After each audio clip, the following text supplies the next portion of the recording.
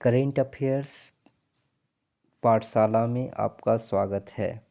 ये है weekly current affairs, जिसमें 8 से 15 जनवरी 2022 के करेंट अफेयर्स है। ये 68 पीपीएससी के लिए बहुत महत्वपूर्ण करेंट अफेयर्स है,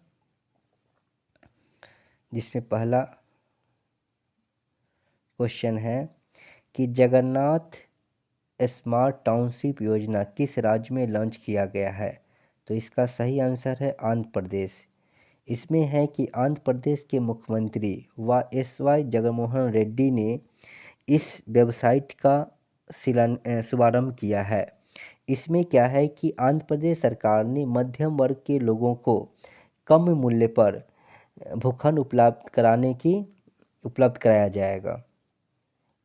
नेक्स्ट क्वेश्चन है कि 400 डेज पुस्तक के लेखक कौन है। तो इसमें इसका है चेतन भगत 400 डेज के लेखक हैं। अगला क्वेश्चन है कि 40वां अंतर्राष्ट्रीय व्यापार मेला 2021 का थीम क्या था। तो इसका थीम था आत्मनिर्भर भारत। नेक्स्ट क्वेश्चन है कि लाल सलाम एक पुस्तक है, वो किसने लिखा है। तो इस पुस्तक को लिखा है स्मृति ईरानी ने। अगला क्वेश्चन है कि हाल ही में चर्चा में रहा माया संयंत्र का संबंध निर्माण किस देश से है। तो इसका सही आंसर है उत्तरी अमेरिका। नेक्स्ट क्वेश्चन है कि दुनिया का सबसे बड़ा मेट्रो नेटवर्क किस शहर में स्थापित किया गया है। तो ये किया गया है शंघाई में।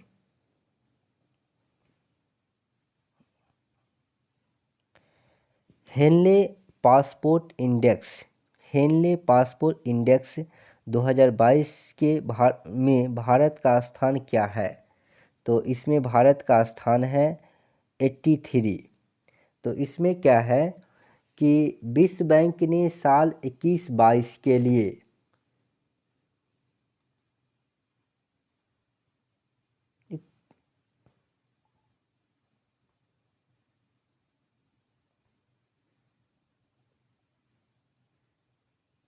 इसमें ठीक है रिकॉर्ड कैसे।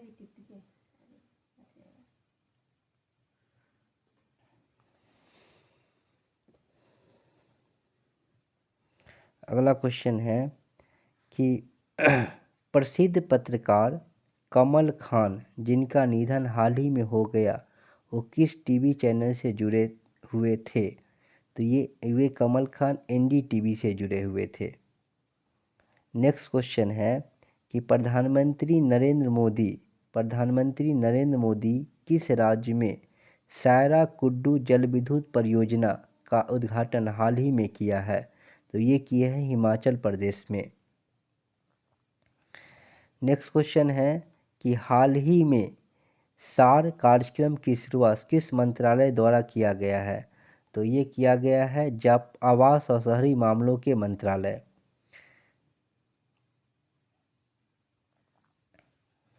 नेक्स्ट क्वेश्चन है कि भारत का पहला खिलौना निर्माण क्लस्टर कोप्पल टॉय क्लस्टर किस राज्य में बनाया गया है। ये है कर्नाटक में। नेक्स्ट है कि सुप्रीम कोर्ट में प्रधानमंत्री की पंजाब में हुई सुरक्षा चूक के लिए पैनल का गठन करके उसका अध्यक्ष किसे नियुक्त किया गया है। तो ये इंदु मल्होत्रा को नियुक्त किया गया है। सुप्रीम कोर्ट ने प्रधानमंत्री की सुरक्षा में हुई चूक की जांच के लिए एक कमेटी का गठन किया है, जिसका अध्यक्ष रिटायर्ड जज इंदु मल्होत्रा को नियुक्त किया गया है। जांच पैनल में इसके अतिरिक्त जस्टिस के अलावा NAI के DG, चंडीगढ़ के DGP, पंजाब के अतिरिक्त DGP और पंजाब और हरियाणा हाईकोर्ट के महापंजीयक को जांच समिति के सदस्य के रूप में नियुक्त किया गया है। नेक्स्ट क्वेश्चन है कि पासपोर्ट स्वतंत्रता को लेकर हेनले पासपोर्ट इंडेक्स 2022 में निम्न में से किसे प्रथम स्थान प्राप्त हुआ है?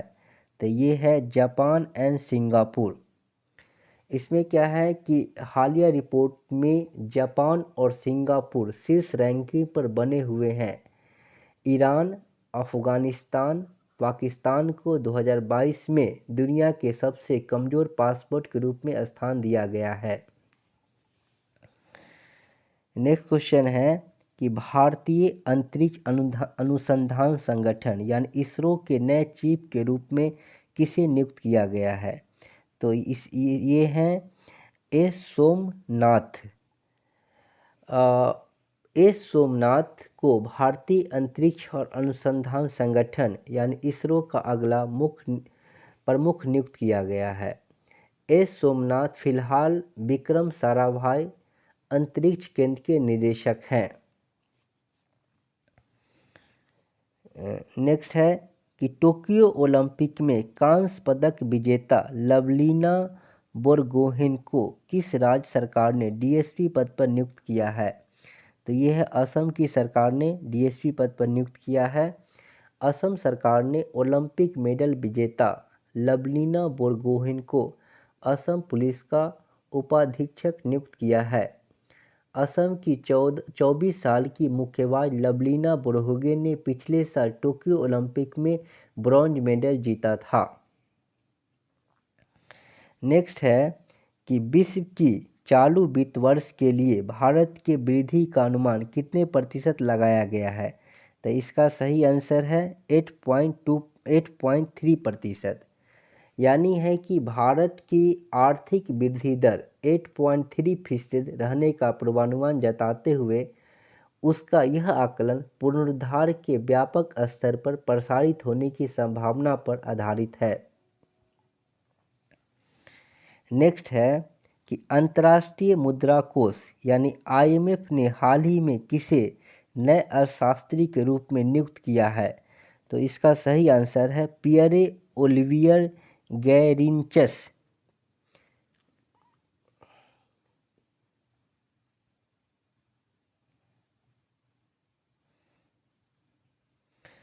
भारतीय रेलवे ने यात्रियों के खोए हुए सामान को ट्रैक करने के लिए किस मिशन को लॉन्च किया है? तो इसका सही आंसर है मिशन अमानत। मिशन अमानत यानी वेस्टर्न रेलवे, पश्चिम रेलवे ने रेलवे प्रोटेक्शन फोर्स आरपीएफ के साथ मिलकर मिशन अमानत की शुरुआत की है। इसमें क्या होता है कि यात्री अपने खोए हुए सामान को आसानी से ट्रैक करके वापस पा सकेंगे। इसमें है कि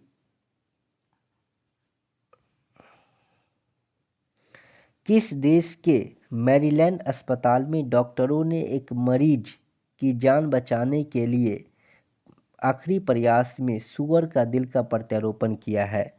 यह है अमेरिका। यानी एक है कि किया है, यह चिकित्सा के इतिहास में पहली बार किया गया है। यह जीवन रक्षक प्रत्यारोपण के लिए जानवरों के अंगों का उपयोग किए जाने पर दशकों से चली आ रही बहस से एक महत्वपूर्ण कदम है।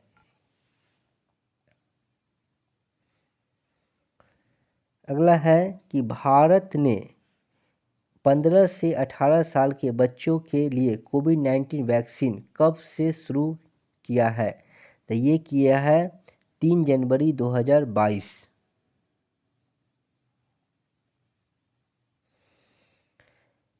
$3 ट्रिलियन अमेरिकी डॉलर मार्केट वैल्यू दुनिया की पहली कंपनी हाल ही में कौन बन गई है? तो इसका सही आंसर है एप्पल। प्रधानमंत्री नरेंद्र मोदी ने महाराजा वीर विक्रम हवाई अड्डे के नए एकीकृत टर्मिनल भवन का उद्घाटन किस शहर में किया गया है? तो ये किया गया है अगरतला में। अगला है कि दक्षिण अफ्रीका के किस खिलाड़ी ने खेल के सभी प्रारूपों से संन्यास लेने की घोषणा कर दी है? तो ये है क्रिस मॉरिस। क्रिस मॉरिस ने संन्यास लेने की घोषणा कर दिया है। ये है क्रिस मॉरिस ने खेल के सभी प्रारूपों से संन्यास लेने की घोषणा कर दी है। साल 2012 में इंटरनेशनल डेब्यू करने वाले मॉरिस ने साउथ अफ्रीका के लिए 4 टेस्ट, 42 वनडे और 23 T20 इंटरनेशनल मैच खेले हैं। 24 है कि अमेरिकी राष्ट्रपति जो बाइडेन ने किस देश के अमेरिकी राजदूत के लिए एरिक गारसिटी को मनोनीत किया है? तो ये है भारत। लॉस एंजिल्स के मेयर एरिक गारसेटी को भारत में अमेरिका के अगले राजदूत के तौर पर नामित किया है। अमेरिकी संसद के उच्च सदन सीनेट से मंजूरी मिलने के बाद 50 वर्षीय गारसेटी मौजूदा राजदूत केनेथ जेस्टर का स्थान लेंगे।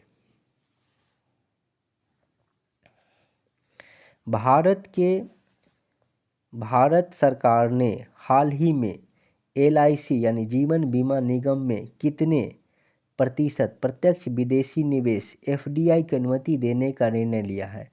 तो इसका सही आंसर है 20%। यानी जीवन बीमा निगम LIC में 20% प्रत्यक्ष विदेशी निवेश की अनुमति देने का निर्णय लिया है। यह विदेशी मुद्रा प्रबंधन नियम FEMA में संशोधन करके किया जाएगा। वर्तमान में बीमा क्षेत्र में 74% FDI की अनुमति है। हालांकि यह LIC पर लागू नहीं होता क्योंकि इसका अपना कानून है। प्रवासी भारतीय दिवस किस दिन मनाया जाता है? तो ये तो 9 जनवरी को मनाया जाता है। हर साल 9 जनवरी को प्रवासी भारतीय दिवस मनाया जाता है। भारत के विकास में विदेश में रहने वाले भारतीय समुदायों के लोगों के योगदान के प्रति सम्मान व्यक्त किया जाता है। इस दिवस के द्वारा विदेश में रहने वाले भारतीयों को उनकी जड़ों से जोड़ने का प्रयास किया जा रहा है। इस दिवस को मनाने की शुरुआत सन 2003 में हुई थी। यूनेस्को ने भारतीय धरोहर का विवरण किस भाषा में छापने की अनुमति दी है? तो ये है हिंदी। विश्व हिंदी दिवस पर संयुक्त राष्ट्र शैक्षणिक, वैज्ञानिक और सांस्कृतिक संगठन यूनेस्को ने अपनी वेबसाइट पर भारत के विश्व धरोहर स्थलों का हिंदी विवरण जारी करने का निर्णय लिया है। विदेश मंत्री मीनाक्षी लेखी ने कार्यक्रम की अध्यक्षता की।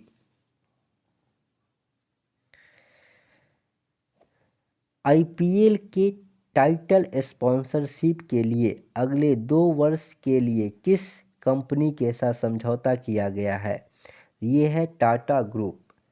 चाइनीज मोबाइल कंपनी वीवो को हटाकर टाटा ग्रुप IPL का नया टाइटल स्पॉन्सर बन गया है। टाटा ग्रुप ने IPL के साथ बतौर टाइटल स्पॉन्सर 2 साल के लिए करार किया है। राष्ट्रीय युवा दिवस किस दिन मनाया जाता है? ये मनाया जाता है 12 जनवरी को। राष्ट्रीय युवा दिवस हर साल 12 जनवरी को मनाया जाता है। भारतीय युवा दिवस को 12 जनवरी को मनाने की एक अहम वजह है स्वामी विवेकानंद का जन्म इसी दिन हुआ था। इस दिवस को मनाने का मुख्य उद्देश्य भारत के युवाओं के बीच स्वामी विवेकानंद के आदर्शों और विचारों के महत्व को फैलाना है। यह है इंग्लैंड के पूर्वी मिडलैंड्स में जुरासिक काल का कितने करोड़ साल पुराना समुद्री ड्रैगन का जीवाश्म इच्थियोसॉर मिला है? तो ये मिला है 18 करोड़ साल पुराना। यह है कि इंग्लैंड के पूर्वी मिडलैंड्स में जुरासिक काल का ऐसी समुद्री ड्रैगन का जीवाश्म मिला है जो असल में 18 करोड़ साल पहले धरती पर मौजूद था। इस जीव का नाम इच्थियोसॉर है। पहली बार ब्रिटेन में इसका काफ़ी हद तक सही सलामत जीवाश्म मिला है। किस राज्य सरकार ने घड़ियाल की संरक्षण के लिए ओरंग राष्ट्रीय उद्यान को उसके मौजूदा आकार से 3 गुना अधिक विकसित करने हेतु एक प्रारंभिक अधिसूचना जारी की है? यह है असम।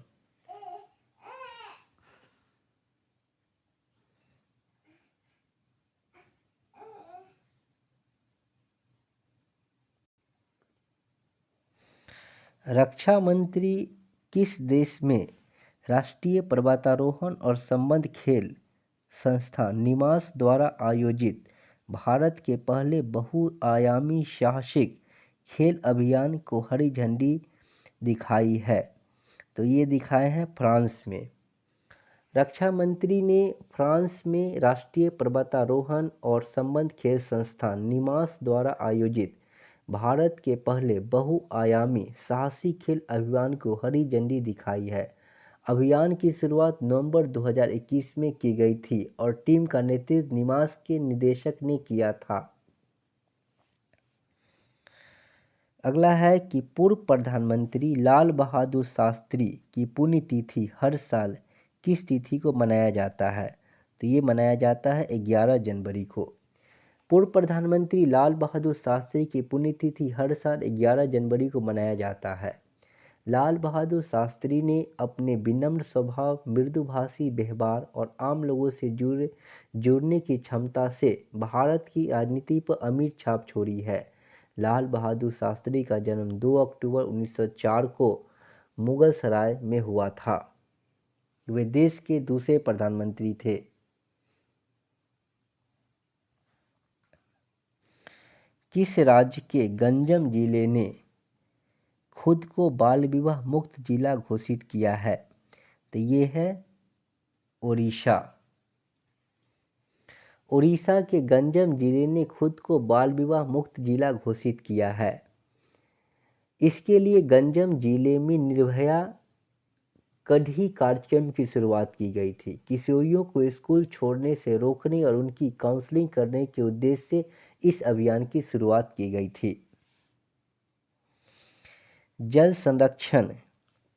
संरक्षण के प्रयासों में जल शक्ति मंत्रालय की तरफ से किस राज्य को प्रथम स्थान प्राप्त हुआ है? तो ये उत्तर प्रदेश को। यानी तीसरे राष्ट्रीय जल पुरस्कार 2020 में उत्तर प्रदेश को पहला स्थान मिला है, जबकि राजस्थान ने दूसरा स्थान हासिल किया है। किस देश ने 12 से 15 साल के बच्चों को बूस्टर डोज देने की अनुमति की है? ये अमेरिका।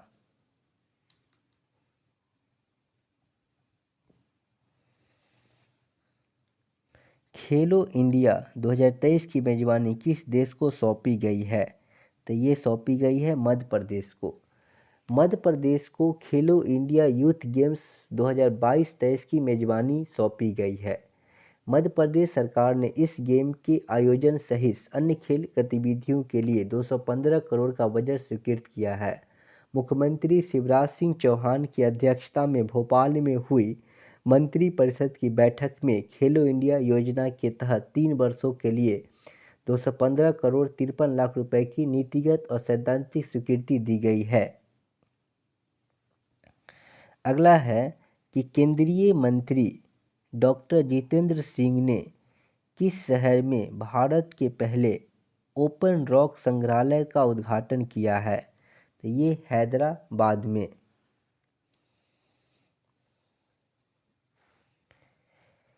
किस मंत्रालय के द्वारा निपुण भारत कार्यक्रम की शुरुआत की गई है? तो इसकी शुरुआत की गई है शिक्षा मंत्रालय के द्वारा।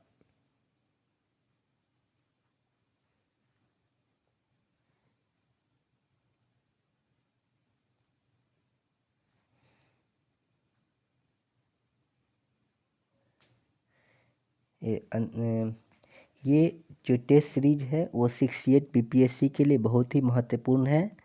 अगर इसका डिटेल पीडीएफ प्राप्त करना चाहते हैं तो 8757496119 पर व्हाट्सएप करके प्राप्त कर सकते हैं। नेक्स्ट क्वेश्चन है कि भारत के उपराष्ट्रपति वेंकैया नायडू ने 4 साल का कार्यकाल का वर्णन किस किताब में किया है? तो इसका सही आंसर है रिफ्लेक्टिंग, रिकलेक्टिंग एंड रिकनेक्टिंग।